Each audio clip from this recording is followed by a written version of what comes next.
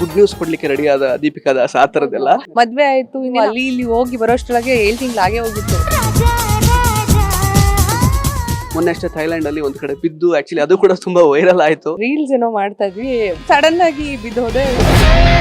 ಕಲ್ಲು ಇರೋದ್ರಿಂದ ಸ್ವಲ್ಪ ಇಂಪ್ಯಾಕ್ಟ್ ಆಯ್ತು. ಆಕ್ಚುಲಿ ದೀಪಕ್ ಅವರು ರೆಕಾರ್ಡ್ ಮಾಡ್ತಾ ಇದ್ರು, ಅವ್ರು ಕೂತ್ಕೊಳ್ಳೋದು ಅದ್ರಲ್ಲೆಲ್ಲ ಬಂದಿದೆ. ಘಟನೆ ನಡೆದ ನಂತರ ಅವರ ಆರೈಕೆ, ಪ್ರೀತಿ, ಕನ್ಸನ್ನೆಲ್ಲ ಯಾವ ರೀತಿ ಇತ್ತು, ಹೇಗ್ ನೋಡ್ಕೊಂಡ್ರು? ಅವ್ರ ರಿಯಾಕ್ಷನ್ ನೋಡಿ ನನಗ್ ಭಯ ಆಗ್ತಾ ಇತ್ತು. ಬಿಕಾಸ್ ಮುಖ ಎಲ್ಲ ಹೊಡೆದೋಗ್ಬಿಟ್ಟಿದೆ ನಂದು, stitch ಹಾಕಿಸ್ಕೋಬೇಕು.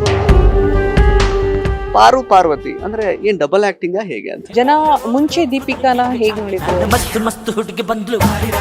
Family drama, fun, emotions ಎಲ್ಲಾನು ಈ ಸಿನಿಮಾದಲ್ಲಿ ಒಂದು ಪ್ಯಾಕೇಜ್ ತರ ಖಂಡಿತವಾಗ್ಲೂ ಸಿಕ್ಕಿದೆ. ಸೊ ನಿಮ್ಮ ಮತ್ತು ದೀಪಕ್ ಅವರ ನಡುವೆ ಇದ್ರ ಕುರಿತಾಗಿ ಮಾತುಕತೆ ಆಗಿತ್ತ? ಅವ್ರ ನಿಮಗೆ ಕಂಡೀಷನ್ ಅದಲ್ವಾ? ಅವ್ರ ಕಡೆಯಿಂದ ಸಪೋರ್ಟ್ 100% ಯಾವಾಗ್ಲೂ ಇದೆ. ಮದ್ವೆಗಿಂತ ಮುಂಚೆನೂ ನಾನು ಅದನ್ನ ಹೇಳ್ಬಿಟ್ಟಿದೀನಿ. ನಮಸ್ಕಾರ ಸ್ನೇಹಿತರೆ, ನ್ಯಾಷನಲ್ ಟಿವಿಯ ಈ ಒಂದು ವಿಶೇಷ ಸೆಗ್ಮೆಂಟ್ಗೆ ಸ್ವಾಗತ. ನಾನು ಸುಜಯ್ ರಾಜ್. ಸ್ನೇಹಿತರೆ, ಬಿಗ್ ಬಾಸ್ ಮತ್ತು ನಾಗಿಣಿ ಖ್ಯಾತಿಯ ದೀಪಿಕಾ ದಾಸ್ ಅವರು ಮಾರ್ಚ್ 1ನೇ ತಾರೀಕು ಮದುವೆ ಆದ ನಂತರ ಒಂದು ಆಲ್ಮೋಸ್ಟ್ ಒಂದು 7 ತಿಂಗಳಿಂದ ಕಾಣಿಸ್ಕೊಂಡಿರಲಿಲ್ಲ. ಬರೀ ಇನ್ಸ್ಟಾಗ್ರಾಮ್ನಲ್ಲಿ ಮಾತ್ರ ಕೆಲವೊಂದಷ್ಟು ಜಾಗಗಳಿಗೆ ಲೈಕ್ ಟ್ರಾವೆಲ್ ಮಾಡ್ತಾ ಕೆಲವೊಂದಷ್ಟು ಪೋಸ್ಟ್ಗಳನ್ನು ಮಾತ್ರ ಹಾಕ್ತಾ ಇದ್ರು. ಬಟ್ ನಿನ್ನೆ ಅಷ್ಟೇ, ಇವತ್ತು ಸಂಜೆ 6 ಗಂಟೆಗೆ ಒಂದು ವಿಭಿನ್ನವಾದಂತಹ ಅನೌನ್ಸ್ಮೆಂಟ್ ಮೂಲಕ ಹೊರಗೆ ಬರ್ತೀನಿ ಅಥವಾ ವಿಷಯ ತಿಳಿಸ್ತೀನಿ ಅಂತ ಒಂದು ಪೋಸ್ಟ್ ಹಾಕಿದ್ರು. ಸದ್ಯಕ್ಕೆ ಅದಕ್ಕೆ ಒಂದು ಉತ್ತರ ಸಿಗುವಂತಹ ಸಮಯ. ನಮ್ಮ ಜೊತೆಗೆ ದೀಪಿಕಾ ದಾಸ್ ಅವರು ಇದ್ದಾರೆ, ಅವರನ್ನ ಮಾತಾಡಿಸ್ತಾ ಹೋಗೋಣ ಬನ್ನಿ. ನಮಸ್ತೆ ಮ್ಯಾಮ್, ಹೇಗಿದ್ದೀರಾ? ತುಂಬಾ ದಿನ ಆಗೋಯ್ತು, ಆಕ್ಚುಲಿ ತುಂಬಾ ತಿಂಗಳೇ ಆಗೋಯ್ತು ನಿಮ್ಮನ್ನ ಭೇಟಿಯಾಗಿ.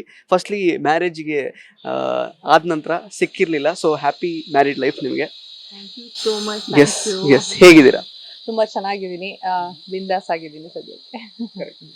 ಸೊ ನಿನ್ನೆ ಒಂದು ಪೋಸ್ಟ್ ಹಾಕಿದ್ರಿ ಇನ್ಸ್ಟಾಗ್ರಾಮ್ ನಲ್ಲಿ, ಒಂದು ಅನೌನ್ಸ್ಮೆಂಟ್ ಆಗುತ್ತೆ ಅಂತ. ಸೊ ಅದಿವತ್ತು ಗೊತ್ತಾಗಿದೆ. ಹ್ಯಾಶ್ಟ್ಯಾಗ್ ಪಾರು ಪಾರ್ವತಿ ಸಿನಿಮಾ ಮೂಲಕ ನೀವು ಮತ್ತೆ ಸಿನಿಮಾ ರಂಗಕ್ಕೆ ಕಮ್ ಬ್ಯಾಕ್ ಮಾಡ್ತಿದ್ದೀರಾ. ಸೊ ಎಷ್ಟು ಖುಷಿ ಇದೆ ಅಂತ.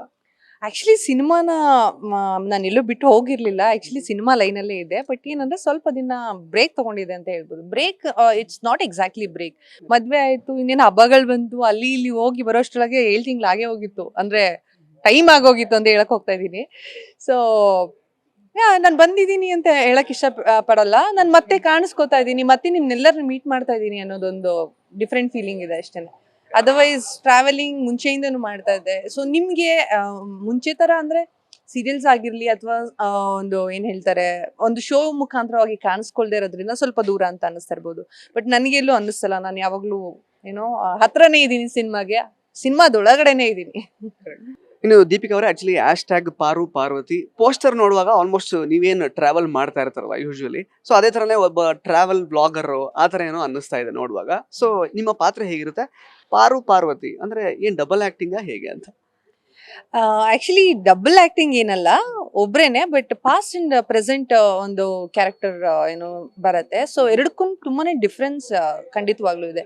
ಸೊ ಜನ ಮುಂಚೆ ದೀಪಿಕಾನ ಹೇಗ್ ನೋಡಿದ್ರು, ಅದೇ ರೀತಿ ಅಂದ್ರೆ ಒಂದು ಕ್ಯಾರೆಕ್ಟರ್ ಮಾಡಿದಾಗ ಹೇಗ್ ಕಾಣಿಸ್ಕೊಳ್ತಾ ಇದ್ಲು, ಆ ರೀತಿನೂ ಕಾಣಿಸ್ಕೊಳ್ತಾಳೆ. ನಿಜ ಜೀವನದಲ್ಲಿ ದೀಪಿಕಾ ಹೇಗಿದ್ಲು ಅದನ್ನು ಕೂಡ ಕಾಣಿಸ್ಕೊಳ್ತಾರೆ. ಸೊ ಬೇಸಿಕಲಿ ನಾಗಿಣಿಯಿಂದ ನೋಡಿರ್ತಾರೆ ಜನ, ಬಿಗ್ ಬಾಸ್ ನೋಡಿದ್ದಾರೆ. ಸೊ ಬಿಗ್ ಬಾಸ್ ಅಲ್ಲಿ ಇರೋದಕ್ಕೂ ನಾಗಿಣಿಯಲ್ಲಿ ಇರೋದಕ್ಕೂ ತುಂಬಾನೇ ವ್ಯತ್ಯಾಸ ಇತ್ತು ನನ್ನ ಕ್ಯಾರೆಕ್ಟರ್. ಸೊ ಇಲ್ಲೂ ಕೂಡ ಅಷ್ಟೇನೆ, ಒಂದೇ ಸಿನಿಮಾದಲ್ಲಿ 2 ವಿಭಿನ್ನವಾದಂತಹ ಟ್ರಾನ್ಸ್ಫಾರ್ಮೇಶನ್ ಆಗತ್ತೆ. ಒಂದು ಮುಂಚೆ ಒಂದು ಕ್ಯಾರೆಕ್ಟರ್ ಇರುತ್ತೆ, ಅದಾದ ನಂತರ ಇನ್ನೊಂದು ಕ್ಯಾರೆಕ್ಟರ್ ಆಗುತ್ತೆ. ಸೊ ಬೇಸಿಕಲಿ ಆಮೇಲೆ ಆಗೋದು ಈ ದೀಪಿಕಾ ಕ್ಯಾರೆಕ್ಟರ್. ಅದು ಹೇಗಿರುತ್ತೆ ಅಂತ ಅಂದ್ರೆ, ಶಾರ್ಟ್ ಹೇರ್, ಫುಲ್ ಲೀನ್, ಜೊತೆಗೆ ಟ್ರಾವೆಲಿಂಗ್ ಅಂದ್ರೆ ಸಖತ್ ಇಷ್ಟ. ಈಗಲೂ ನನಗೂ ಇಷ್ಟ. ಸೊ ಕ್ಯಾರೆಕ್ಟರ್ಲ್ಲೂ ಕೂಡ ತುಂಬಾ ಇಷ್ಟ. ಅಂಡ್ ಅಡ್ವೆಂಚರಸ್ ಅಂದ್ರೆ ನಂಗೆ ಸಖತ್ ಇಷ್ಟ. ಸೊ ಎಲ್ಲಾದ್ರೂ ಹೋದ್ರೆ ಅಡ್ವೆಂಚರ್ ಟ್ರೈ ಮಾಡೋದು ಅಥವಾ ಒಬ್ಬೊಬ್ಳೆ ಸೋಲೋ ಟ್ರಾವೆಲಿಂಗ್ ಮಾಡೋವಂಥದ್ದು, ಅದನ್ನ ತುಂಬಾ ಮಾಡ್ತಾ ಇರ್ತೀನಿ, ಮಾಡಿದೀನಿ ಕೂಡ ಮುಂಚೆನು. ಈ ಸಿನಿಮಾದಲ್ಲಿ ಆ ತರದ ಎಲ್ಲಾ ಒಂದು ಏನು ಮಿಕ್ಸ್ಚರ್ ಆಫ್ ಒಂದು ಕ್ಯಾರೆಕ್ಟರ್ನ ನೀವು ನೋಡ್ತೀರಾ. ಸಂಜೀವಿನಿ ರೇಖಿ ಮತ್ತು ಹಿಪ್ನೋಸಿಸ್ ಸೆಂಟರ್ ನಲ್ಲಿ ಪೂರ್ವಜನ್ಮ, ಪ್ರೇತಾತ್ಮ, ಮಾಟ ಮಂತ್ರ ಸಮಸ್ಯೆಗಳನ್ನು ಗುಣಪಡಿಸಲಾಗುವುದು. ರೇಖಿ ಮತ್ತು ಹಿಪ್ನೋಸಿಸ್ ವಿದ್ಯೆಗಳನ್ನು ಸಹ ಇಲ್ಲಿ ಹೇಳಿಕೊಡಲಾಗುವುದು. ಎಂದೇ ಸಂಪರ್ಕಿಸಿ ಡಾಕ್ಟರ್ ವಿ ಭರಣಿ ರಾಜು, ರೇಖಿ ಗ್ರ್ಯಾಂಡ್ ಮಾಸ್ಟರ್ ಮತ್ತು ಮಾಸ್ಟರ್ ಹಿಪ್ನೋಟೈಸರ್. ಸೊ ಅವಳ ಒಂದು ಕ್ಯಾರೆಕ್ಟರ್ ನಿಮ್ಗೆಲ್ಲರಿಗೂ ನಿಜವಾಗ್ಲೂ ಹತ್ರ ಆಗುತ್ತೆ. ನೀವು ನೋಡ್ತಾ ಇದ್ರೆ ಖಂಡಿತವಾಗ್ಲೂ ನಿಮ್ಗೆ ಗೊತ್ತಾಗುತ್ತೆ. ನಾನು ಏನ್ ರಿಯಲ್ ಲೈಫ್ ಅಲ್ಲಿ ನಮ್ಮ ಸೋಷಿಯಲ್ ಮೀಡಿಯಾದಲ್ಲಿ ನಾನು ತೋರಿಸ್ತಾ ಇರ್ತೀನಿ, ಅಥವಾ ವ್ಲಾಗಿಂಗ್ ಅಂತ ಹೇಳ್ತಾ ಇದ್ವಿ. ಸೊ ವ್ಲಾಗಿಂಗ್ ಆಗಿರ್ಬೋದು, ಈಗ ನಡೀತಾ ಇರುವಂತಹ ಪ್ರೆಸೆಂಟ್ ಟ್ರೆಂಡ್ ಅಲ್ಲಿ ಇರುವಂತಹ ಜನರೇಷನ್ ಯಾವ ರೀತಿ ಒಂದು ಇಷ್ಟಪಡ್ತಾರೆ, ಯಾವ ರೀತಿ ಅವ್ರು ವೈಬ್ ಮಾಡ್ತಾರೆ, ಇದೆಲ್ಲನೂ ಒಂದು ಕ್ಯಾರೆಕ್ಟರ್ ಅಲ್ಲಿ ಬರುತ್ತೆ. ಅಂಡ್ ಒಬ್ಳೆ ಸಿನಿಮಾದಲ್ಲಿ ಏನು ಸೋಲೋ ಟ್ರಾವೆಲಿಂಗ್ ಆಗಿ ಇರಲ್ಲ. ಇದ್ರ ಜೊತೆಗೆ ಒಂದು family drama, fun, emotions and ದೂರ ಟ್ರಾವೆಲ್ ಮಾಡಿರುವಂತ ಅಡ್ವೆಂಚರಸ್ಗಳು ಎಲ್ಲಾನು ಈ ಸಿನಿಮಾದಲ್ಲಿ ಒಂದು ಪ್ಯಾಕೇಜ್ ತರ ಖಂಡಿತವಾಗ್ಲೂ ಸಿಕ್ಕಿದೆ. ಸೊ ದಟ್ಸ್ ಅ ಡಿಫ್ರೆನ್ಸ್ ನನಗೆ ಗೊತ್ತಿರೋ ಹಾಗೆ. ಇನ್ನು ದೀಪಿಕಾ ಅವರೇ, ಆಕ್ಚುಲಿ ಮದುವೆ ಆದ ನಂತರ ಕೆಲವೊಂದಷ್ಟು ಹೀರೋಯಿನ್ಗಳು ಅಂದ್ರೆ ಇನ್ನು ಪಾತ್ರಗಳು ಮಾಡ್ತಾರೋ ಅಥವಾ ಸಿನಿಮಾ ರಂಗದಲ್ಲಿ ಸಕ್ರಿಯವಾಗಿ ಇರ್ತಾರ ಅನ್ನುವಂತಹ ಒಂದು ಡೌಟ್ ಇರುತ್ತೆ. ಬಟ್ ಈಗ ಆಲ್ಮೋಸ್ಟ್ ಅದು ಈಗ ಎಲ್ಲರೂ ಆಲ್ಮೋಸ್ಟ್ ಲೈಕ್ ಮದುವೆ ಆದ್ಮೇಲೆ ಕೂಡ ಆಕ್ಟ್ ಮಾಡ್ತಾ ಇದ್ದಾರೆ. ಸೊ ನಿಮ್ಮ ಮತ್ತು ದೀಪಕ್ ಅವ್ರ ನಡುವೆ ಇದ್ರ ಕುರಿತಾಗಿ ಮಾತುಕತೆ ಆಗಿತ್ತಾ? ಅವ್ರು ನಿಮಗೆ ಸಪೋರ್ಟ್ ಮಾಡ್ಲಿಕ್ಕೆ ರೆಡಿ ಇದ್ದಾರಾ ಮುಂದೆ ಕೂಡ, ಹೇಗೆ ಅಂತ? ಫಸ್ಟ್ ಕಂಡೀಷನ್ ಅದಲ್ವಾ, ಅಂದ್ರೆ ನಾವ್ ಏನ್ರಿಂದ ಬಂದಿರ್ತೀವಿ ಅದನ್ನ ರೂಟ್ ಮರಿಬಾರ್ದು ಯಾವಾಗ್ಲೂ. ಸೊ ನಾನು ಈ ಒಂದು ಏನೋ ಸಿನಿಮಾ ಫೀಲ್ಡ್ ಅಲ್ಲಿ ಇರೋದ್ರಿಂದಾಗಿ ಖಂಡಿತವಾಗ್ಲೂ ಮುಂಚೆನೆ ಹೇಳಿರ್ತೀವಿ. ಬಿಕಾಸ್ ಸ್ಯಾಕ್ರಿಫೈಸ್ ತುಂಬಾನೇ ಮಾಡಿರ್ತೀವಿ ಇಲ್ಲಿ ತನಕ ಬರೋದಕ್ಕೆ. ಒಂದು ದಿನ ಅಲ್ಲ, 2 ದಿನ ಅಲ್ಲ, ವರ್ಷಗಟ್ಟಲೆ ನಾವ್ ಇಲ್ಲಿ ಕಳೆದಿದೀವಿ. ಅಂಡ್ ಪ್ರೀತಿಯಿಂದ ಜನ ನಮ್ಮನ್ನ ಹರಿಸಿದ್ದಾರೆ. ಅವರೆಲ್ಲ ಪ್ರೀತಿನ ನಾವು ಏನೋ ಇಲ್ಲಿ ತನಕ ಅವ್ರ ಆಶೀರ್ವಾದ ಪ್ರೀತಿಯಿಂದ ಇಲ್ಲಿ ತನಕ ಬಂದಿದೀವಿ. ಎಲ್ಲೂ ಕೂಡ ಅವರು ಏನು ಮಾಡಬಾರ್ದು ಅಂತ ಹೇಳಿಲ್ಲ, ಅಥವಾ ನನಗೆ ಮಾಡಬಾರ್ದು ಅಂತ ಅನ್ಸಿಲ್ಲ. ಒಳ್ಳೆ ಸಬ್ಜೆಕ್ಟ್ ಬಂದ್ರೆ ಮಾಡೋಣ, ಇದನ್ನ ಚೆನ್ನಾಗಿ ಜನರಿಗೆ ರೀಚ್ ಆಗೋಣ, ಜನರಿಗೆ ಏನೋ ಒಂದು ಎಂಟರ್ಟೈನ್ಮೆಂಟ್ ಕೊಡೋಣ. ಸೊ ನಾವು ಏನೋ ಆ ಫೀಲ್ಡ್ ಅಲ್ಲಿ ಇರೋದ್ರಿಂದಾಗಿ it's just a token of gift ನಾವು ಅವರಿಗೆ ಕೊಡುವಂಥದ್ದು, ಲವ್ ಅಂತ ಹೇಳ್ಬೋದು. ಸೊ ಹಾಗಾಗಿ ಅವ್ರ ಕಡೆಯಿಂದ ಸಪೋರ್ಟ್ 100% ಯಾವಾಗ್ಲೂ ಇದೆ.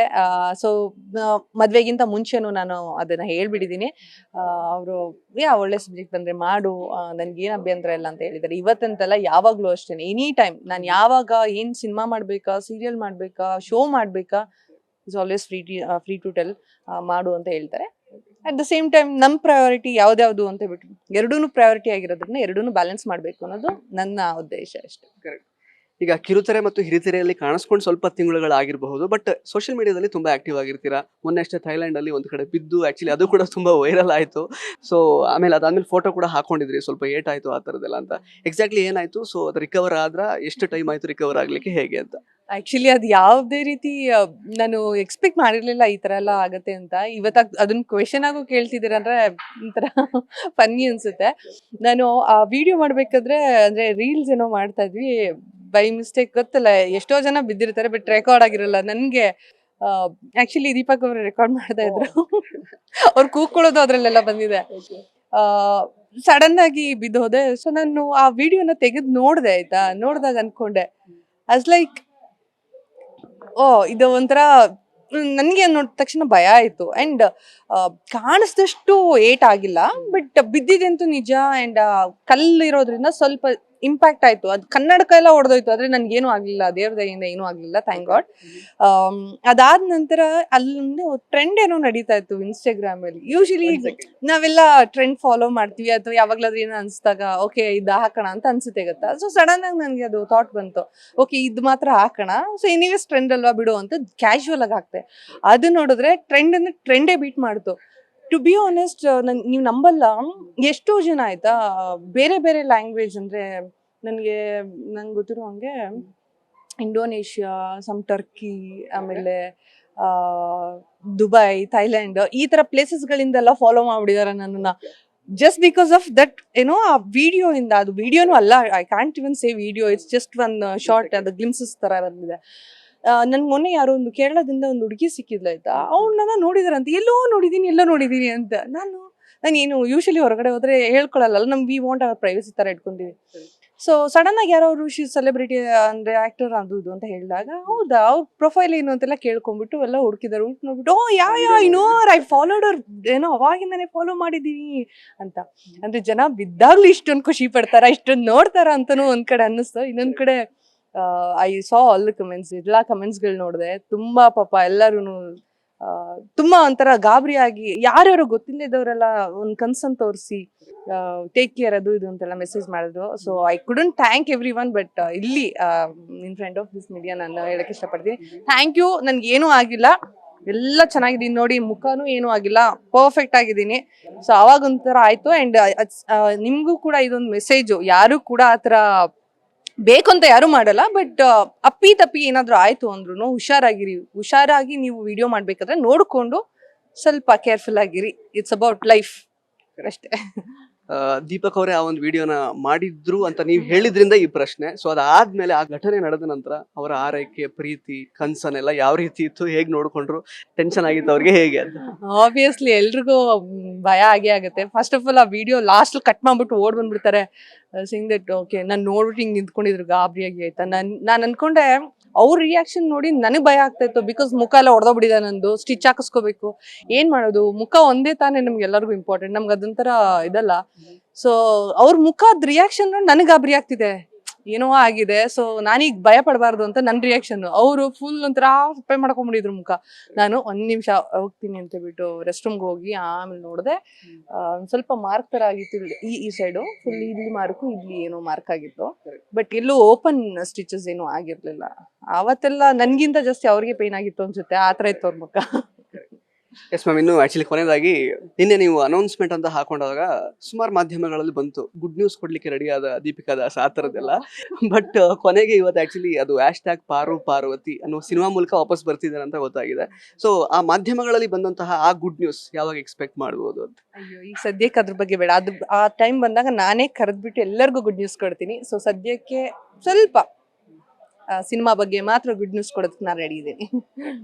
ಸೊ ಕೊನೆಯದಾಗಿ ಇದು ಬೈಲಿಂಗ್ಯುಲ್ ಅಂದ್ರೆ ಕನ್ನಡ ಮತ್ತು ತಮಿಳ್ ಮತ್ತೆ ತೆಲುಗು ಟ್ರೈಲಿಂಗ್ಯುಲ್ ಎಲ್ಲ ಹೇಗಿರುತ್ತೆ ಸಿನಿಮಾ? ಲ್ಯಾಂಗ್ವೇಜ್ ಗಳಲ್ಲಿ ಮಾಡ್ತಾ ಇದ್ದಾರೆ. ಸೊ ನಿಮ್ಗೆ ಫಾರ್ ಮೋರ್ ಇನ್ಫಾರ್ಮೇಶನ್ ನಮ್ಮ ಡೈರೆಕ್ಟರ್ನ ಏನು ಮಾತಾಡ್ಸಿದ್ರೆ ನಿಮ್ಗೆ ಕಂಪ್ಲೀಟ್ ಡೀಟೇಲ್ಸ್ ಗೊತ್ತಾಗ್ಬೋದು. ಸೊ ಯಾ, ಇದು ಖಂಡಿತವಾಗ್ಲೂ ನಾಟ್ 1 ಲ್ಯಾಂಗ್ವೇಜ್ ಅಂತೂ ಆಗ್ತಿಲ್ಲ, ತುಂಬಾ ಲ್ಯಾಂಗ್ವೇಜ್ ಗಳಲ್ಲಿ ರಿಲೀಸ್ ಮಾಡೋ ಎಲ್ಲಾ ಪ್ಲಾನ್ಸ್ ಗಳಿದೆ. ಅಂಡ್ ಶೂಟಿಂಗ್ ಕೂಡ ಮಾಡಿದೀವಿ ನಾವು. Thank you so much ma'am. So ಇದಿಷ್ಟು ದೀಪಿಕಾ ದಾಸ್ ಅವರ ಮಾತುಗಳು. ಮತ್ತೆ ಭೇಟಿ ಆಗ್ತಾ ಇರೋಣ. ಧನ್ಯವಾದ.